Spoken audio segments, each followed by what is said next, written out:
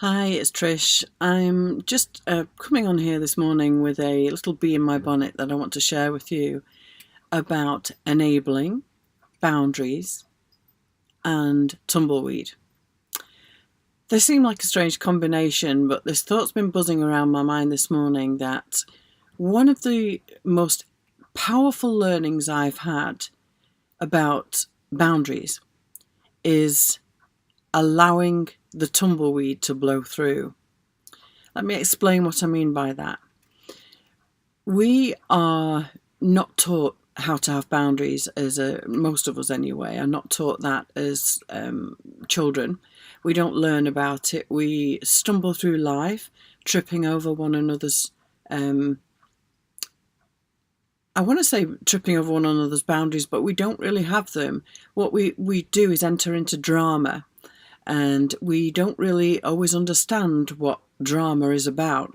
Why are we having this drama? Why are we falling out? Why are we not able to get along? What's happening? And we don't tend to look beneath the surface and find out what's going on there. And the reason is because we're not skilled in that. We're not taught those things from the youngest age. Usually in our families, the drama is thick. We have thick and fast supply of drama in family relationships, and then when we go on and we partner up in intimate relationships with other people, we end up in a really intense version of that. After the love, let's say the lust rather than the love, after that kind of settles down a little bit, that constant, this is the best person I've ever met, this is Mr. or Miss Perfect, that infatuation period, we don't see all this going on, and we just, Mr. and Mrs. I agree with everything, just be with me, that kind of thing. But when that starts to die down a little bit, we kind of get thrust into this unboundary territory where we can end up sorry about that.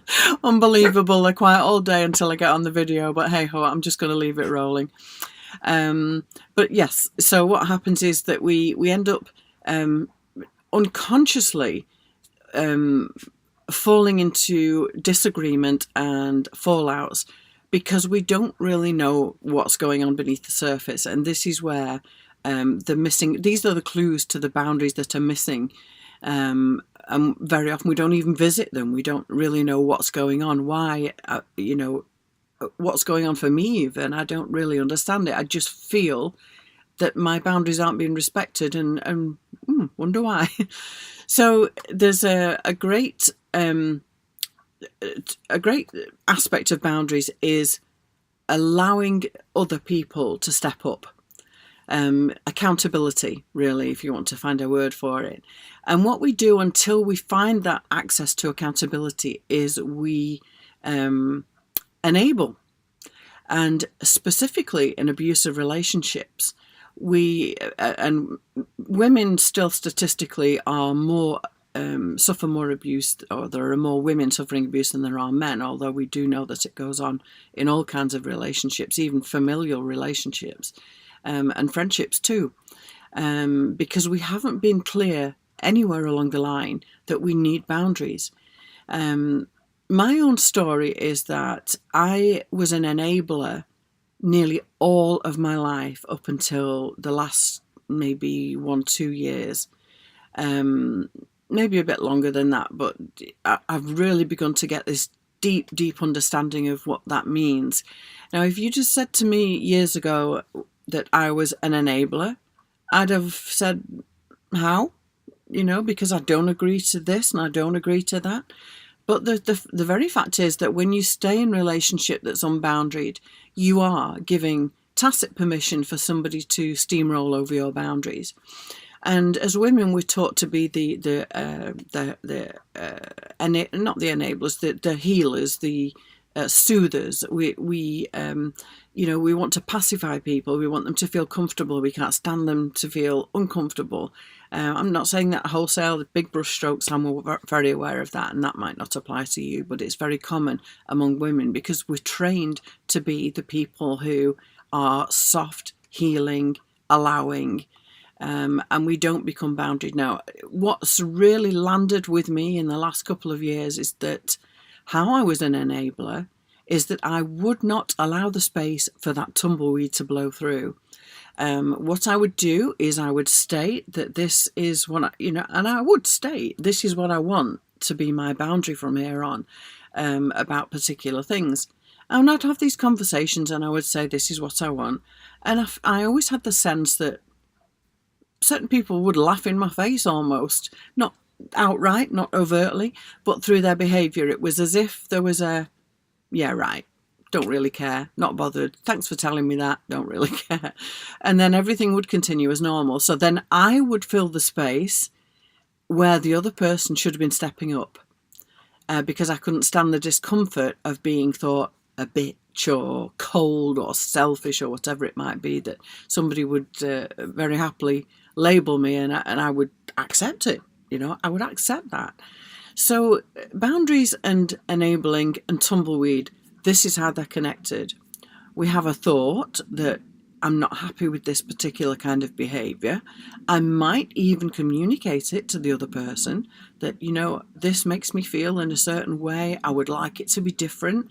And then the other person might even seem to be listening, but they're watching these move.